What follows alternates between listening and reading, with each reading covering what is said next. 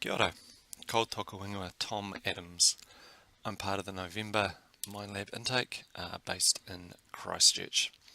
This is my digital assignment number 1, identify, justify and plan a digital and collaborative learning innovation applied to a specific area of your practice. In my job at St Andrews College, I only teach one class, which is Year 13 Geography. That class has 14 students in it. They're relatively able and engaged.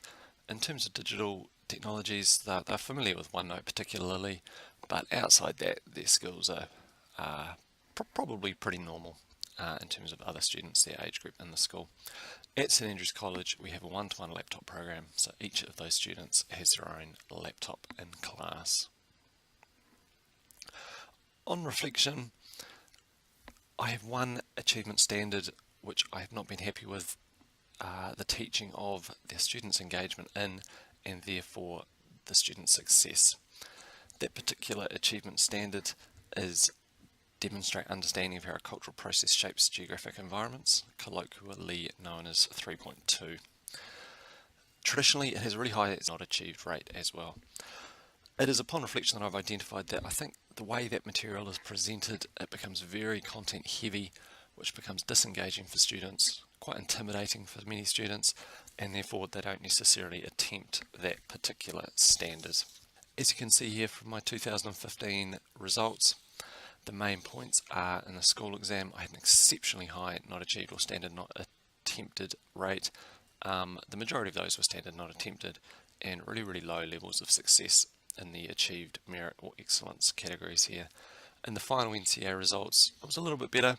A few of those students who had either not achieved or not attempted did so, but still 9 out of 18 in that particular year group, 50% passing that standard, that's not good enough for me.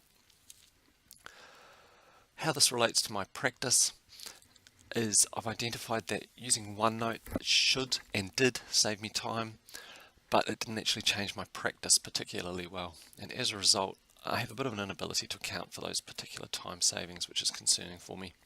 I think it's students consuming digital information rather than creating that information to aid their learning, and that quote there from Hamilton, Rosenberg and Okoglu, that technology use is not always better, nor is it always necessary, actually resonated with me, particularly with this particular class. When I'm reflecting on 21st century skills, I'm looking at knowledge construction as being the dominant skill here, and I think it has been at the expense of other skills, particularly collaboration, self-regulation, and the positive use of ICT for learning. And I think that I have been guilty of using the ICT for teaching rather than for learning, which is pretty concerning for me. The students are obviously, front and centre for this particular conversation. The content does become too overwhelming. There is too much information for them when it has been presented in the way that I have done so in the past. I want those students to be more self-regulated. They are leaving our college at the end of the year. They need to have those particular self-regulation skills. And in my readings for this work, Hilton made a really good point that social studies, and I'm going to widen that a little bit to social sciences, really is the best location where technology can be most beneficial for students. I have some pretty clear pedagogical outcomes that I want to achieve in this particular piece of work, and they're very clearly linked to the deficiencies I described in the first section. Student engagement, student academic confidence, and that is manifesting itself in poor results. When it comes to measuring student engagement, this is something I've been quite cynical and skeptical of in the past. Doing some reading around it, these particular two sources did give me some ideas of how it could be done. I still do have concerns about having no control group necessarily, the fact that the evidence is perhaps going to be a little bit anecdotal and maybe not quite as structured as I would like. I do feel though that I can design an effective e-learning program for this group. Romrell et al. There say that it needs to be personal, situated and connected. I feel that my idea does that, and I will very much model appropriate use of these particular activities to help the students engage and achieve to their particular potential. My digital and collaborative innovation is based around the SAMR model, which is a well-established and respected model related to e-learning and the use of technology in teaching.